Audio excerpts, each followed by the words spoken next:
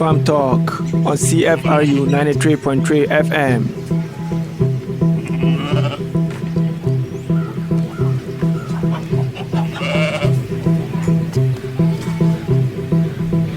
Welcome to another edition of Food Farm Talk, where we celebrate food and honor those who champion the cause of food in society.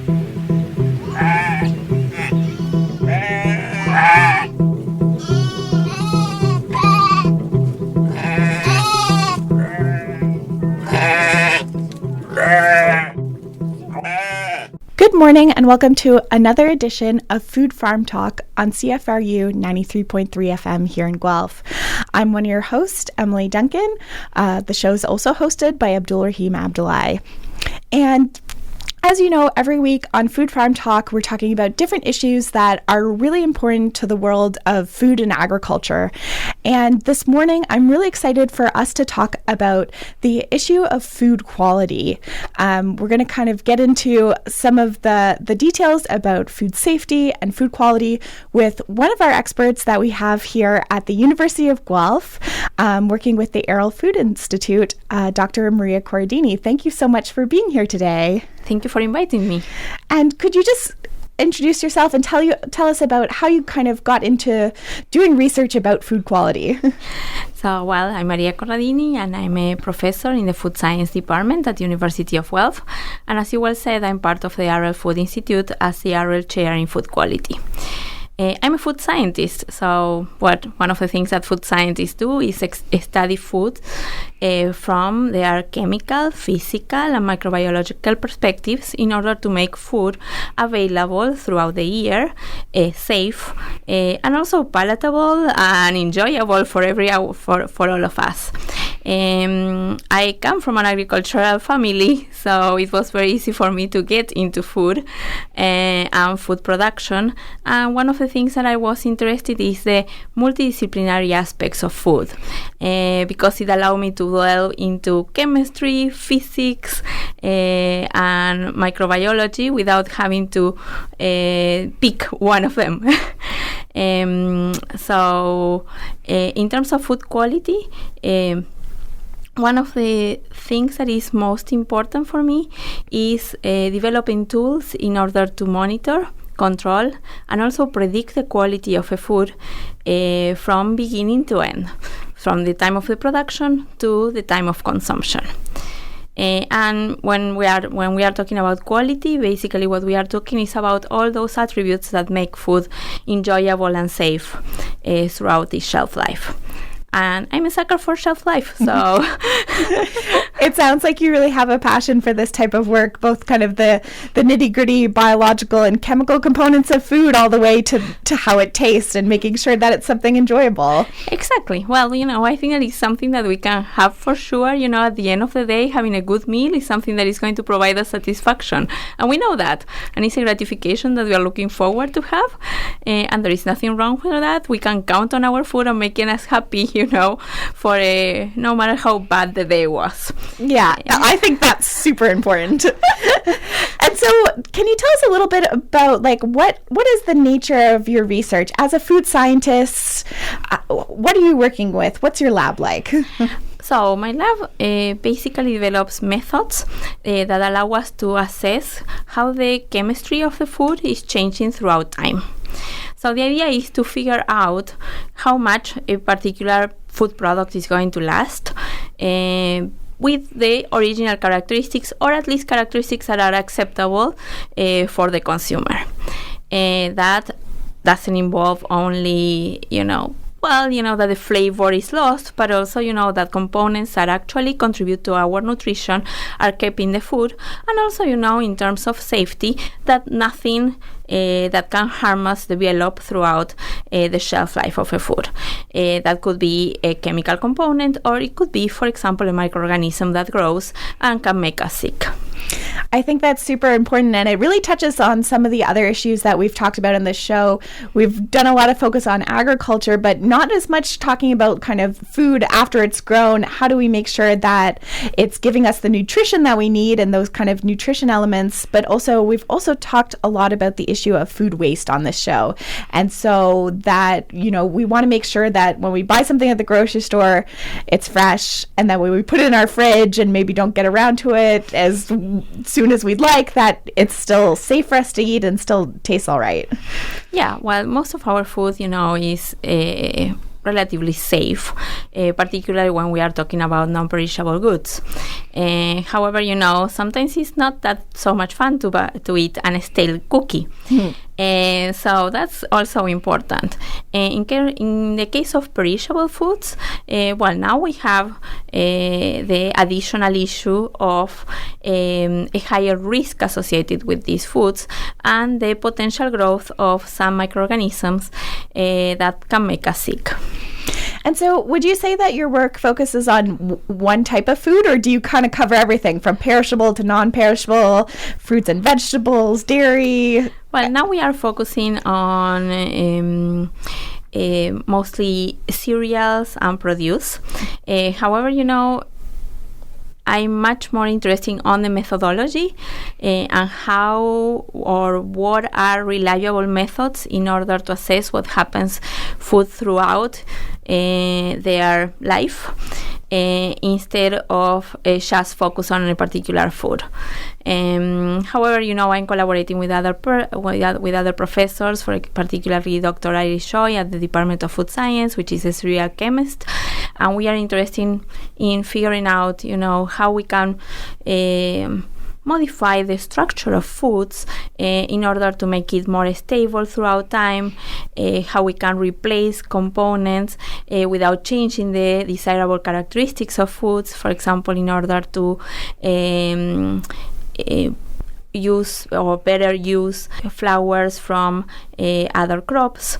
So in general, my research comprises a large amount of methodologies, and I'm more interested in the method rather than in the particular commodity.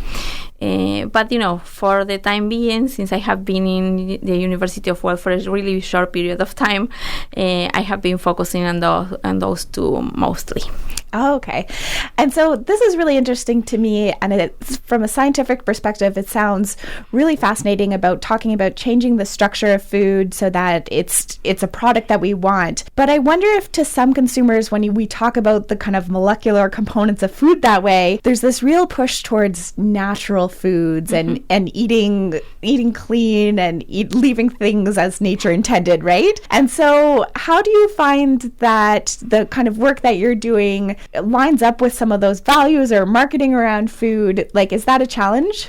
Well, to a certain extent, even when we are talking about fresh foods, we are processing our foods from the moment that is being produced. Many of the consumers don't know that, for example, when we harvest, it's not that the harvest product just go directly to our table, but it gets clean. The temperature of that product is being dropped down in order to make it more stable throughout the chain. So sometimes, the modifications has to do with the conditions that we apply during those processes. And in some other cases, it's just developing new foods or, changing the way, for example, that we knead the bread in order to make it less rancid throughout, or that it stales less often or in a longer period of time. I see. That makes sense. And I think that definitely as a consumer makes me feel a bit, more safe about the food, that, it's not necessarily changing the structure of the food, but it's a lot about the conditions that our food is stored and processed in. And actually, one of the things that we are trying to move away in this food processing 2.0 that we should be aiming for is less ultra processed foods that basically we have over processed them for not particular reasons. Sometimes it's like, it's just because of the novelty, to process that actually is made with the real purpose of making us safer, make our the nutritional content more available, or better available or more stable throughout time. So I think that there is a change in the industry and also in the research overall, trying to make our labels greener and cleaner, as well as trying to do processing with a purpose of improving health, which I think that that's where we should be aiming. I think that's so important, and we've talked about health issues on the show and food and this issue of ultra processing. And as a consumer, that's something that I definitely care about. It's, try to eat fresh fruits and vegetables a lot, but sometimes you want something that comes from like the middle aisles of the grocery store, some crackers, some cookies.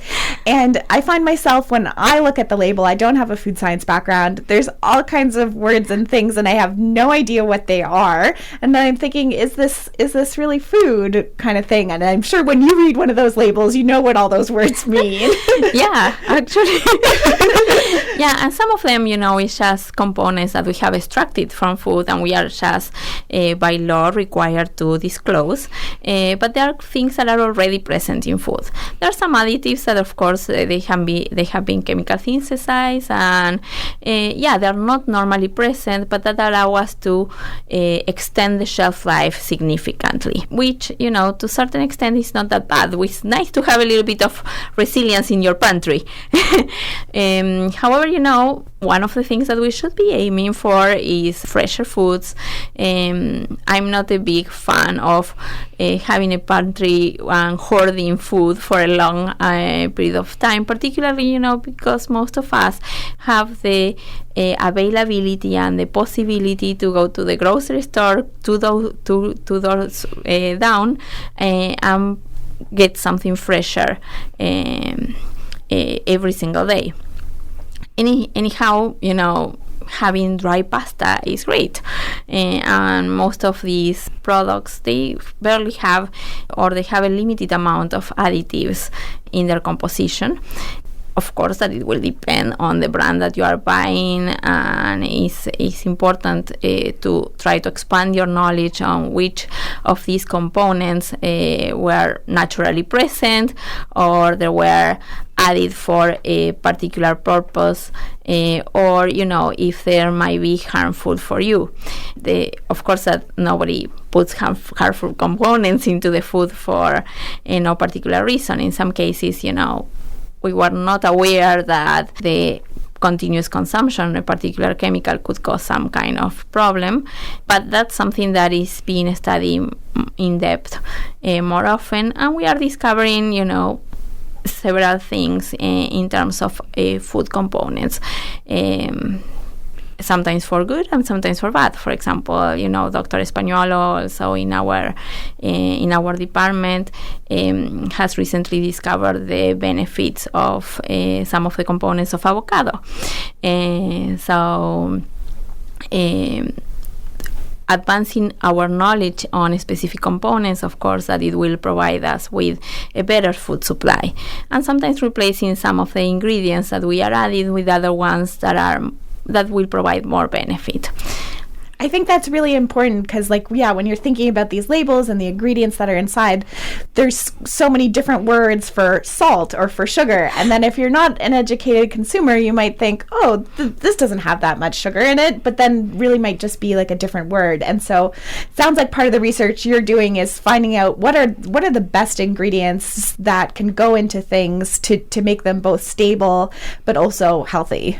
Yeah, exactly. And I think that that's where the whole research is going, how to make our products more wholesome, with, of course, addition of components that will allow us to prolong their shelf life, but also monitoring the shelf life in a more systematic way and a more accessible way. So basically, we don't have to rely on what is called open dates, open date labels that basically are a fixed number that are there, and you are like, should I throw it away or should I keep it? What does it mean in terms of the stability of this food? Will it harm me or not?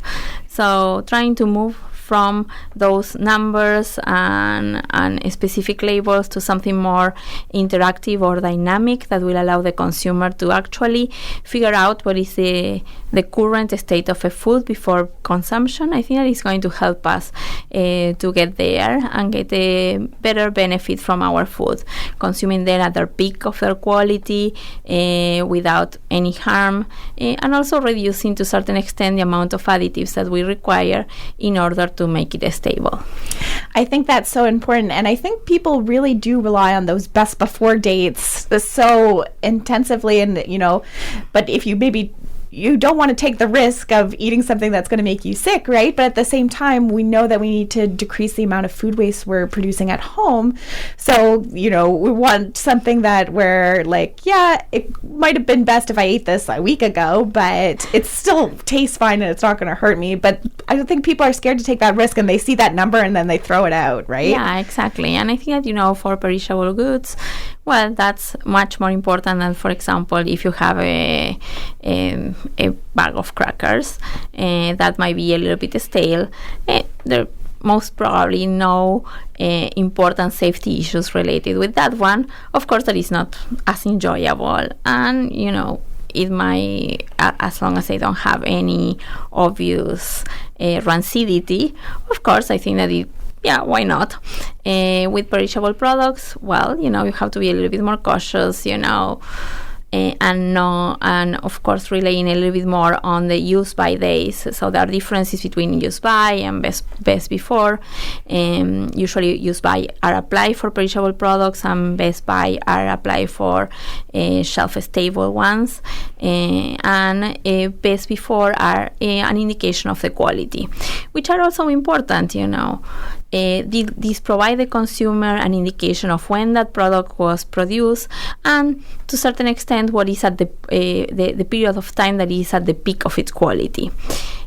Therefore, it's important for you not to hoard food, and it's like, oh, okay, let's go through my thing, through my pantry or through my cupboards, and if there is something that is approaching the best before, let's not buy another one.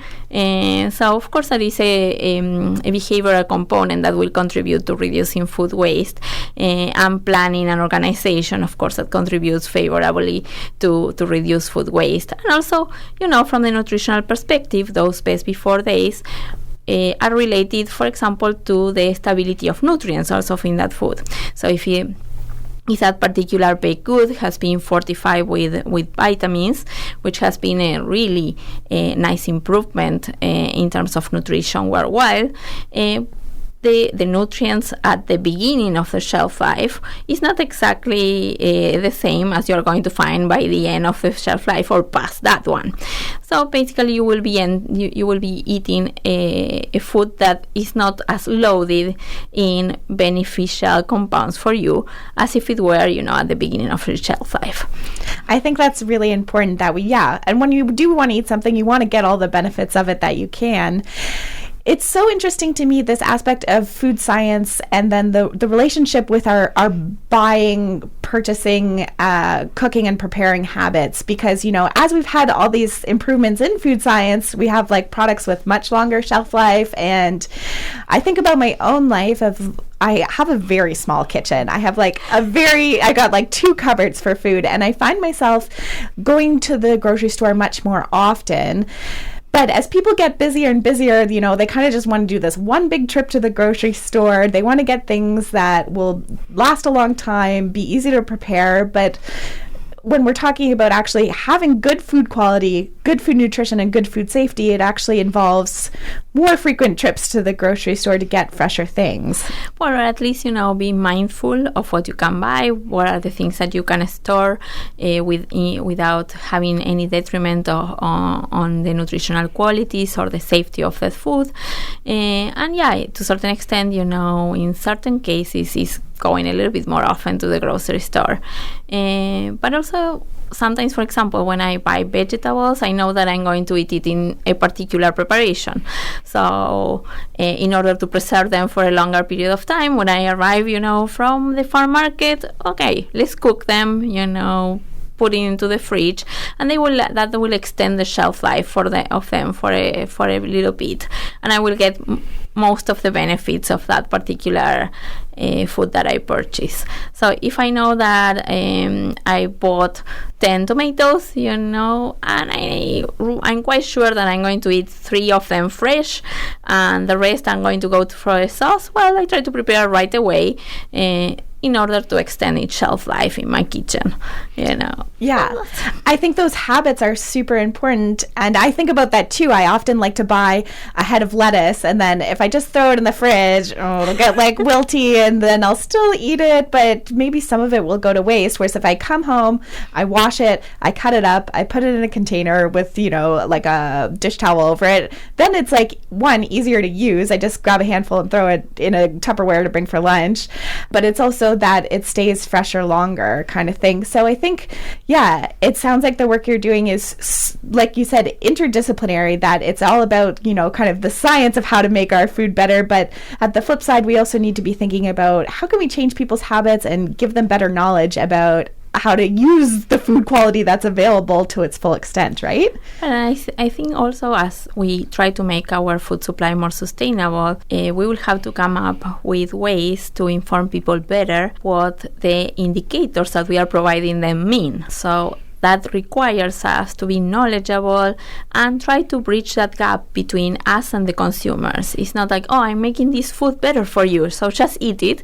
But also thinking about, the perception of the people, how approachable is the indicator that we are giving to them in order, for example, to characterize their shelf life throughout the state of that product in their fridge or in their pantries, and how to communicate better the science and any particular characteristic or advantage that product can bring. I think that's so important. It just goes back to like what you're saying about knowing the difference between best before and used by dates. Something that I'm thinking about that I feel like as a consumer, talking to a food quality expert, that is on my mind is the issue of kind of food outbreaks or food recalls and food safety, talking about like E. coli in our lettuce, or, I don't eat a lot of meat, but if I do buy meat, I'm very careful of how I handle it, making sure I don't get salmonella from my chicken, those kinds of issues. I was wondering if you could kind of speak to some of the common food safety issues in the food system. Are these things that consumers need to be worried about, or in general, are there checks in place and it's actually our habits that are putting us at risk? Well, it's a combination, of course. The Canadian food supply is quite safe, and you will see that the amount of outbreaks is quite limited. But of course that there is always a risk that contamination might happen, and usually if the product is mishandling at any level throughout the food supply, that can create conditions that can ensue a significant outbreak. One outbreak is one too many. So it's not fun to have a gastroenteritis, and let alone, for example, when you have more dangerous microorganisms such as Listeria or enteropathogenic E. coli. In those cases, the implications for particular populations are quite significant. Sometimes, of course, that good communication of handling practices at the retailer stage and at the consumer stage play a significant role. Many of the outbreaks are associated with food service or, for example, large preparations, for example, for a party or a nice summer gathering, and that's how some of these microorganisms or toxins get into the system. In terms of recalls, many of the recalls that we can see lately are also associated with the presence of allergens or improperly labeling of foods and the risk that might come to a sensitive population. So you don't have only outbreaks associated with growth of microorganisms and pathogens, but also the presence of, for example, allergens. I think that's really important because there's so many people out there have different types of food sensitivities, and it's you're right. One outbreak is too many, because for people, those vulnerable populations, like, yeah, it's a serious thing. And as consumers, we want to be sure that we can trust what we're buying at the grocery store. But I think overall, like you said, Canada has a strong system in place to make sure that we have food safety and overall really good food quality. Mm-hmm. And I think that it's important also to communicate to the public. For example, I understand the drive to try to reduce waste, but also that some of the practices might act in detriment of the safety of the system. So, for example, the moldy bread, don't eat it. Of course, that most of the people want, but some people will say, well, I just cut out, I'm that person. So you have to get really, really away from the mold. So you have to be extremely careful when you're trying to minimize food waste. And basically, it's much better to plan ahead rather than to try to patch out the mishandling practice or the try to save things that are not savable anymore.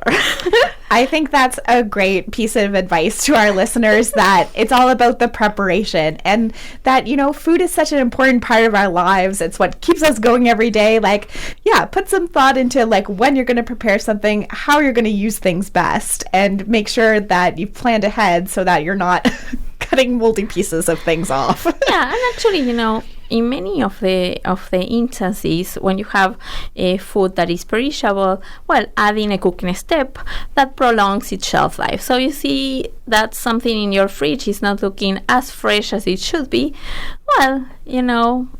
Exert your experience, go and cook it, and with that, most of the cases, you are producing, you are managing the safety of the food and expanding its shelf life without putting yourself at risk or wasting food. So that's, I think that there are proactive measures that we can do before, we are like putting ourselves at risk because of consuming something that might harm us. Yeah, I also think that's a good piece of advice, and comes back to that planning stage of like you said, I'm going to eat these things fresh, but then after a few days, I know these things won't be so fresh. I'll throw them in a sauce or a soup or something like that. Exactly. So, so this has been such an interesting discussion, and I was really excited to talk about food quality with you today. Thank you so much for being on our show. I've really enjoyed this conversation. Is there anything else that you'd like to tell our listeners about the work that you do, or about food quality in general? Well, I think that, one of the most important things is that we are improving on food every day. And although in terms of food security, we were basically focused on being and making food accessible, we also have to consider the nutritional quality that they bring, and also the safety aspects to that. And that's something that we now are recognizing that are important aspects that we have to take into consideration in order to make the food supply more secure. And I really appreciate this opportunity to talk to you. This has been delightful, and I'm looking forward to the next invitation. Thank you so much. And I think that point is so important. When we think food security, a lot of the talk and narrative around that is about just producing more food, but we need to be thinking about what we're producing and how good quality it is. So thank you so much for being with us today. And you've been listening to another episode of Food Farm Talk on CFRU 93.3 FM. Have a great day.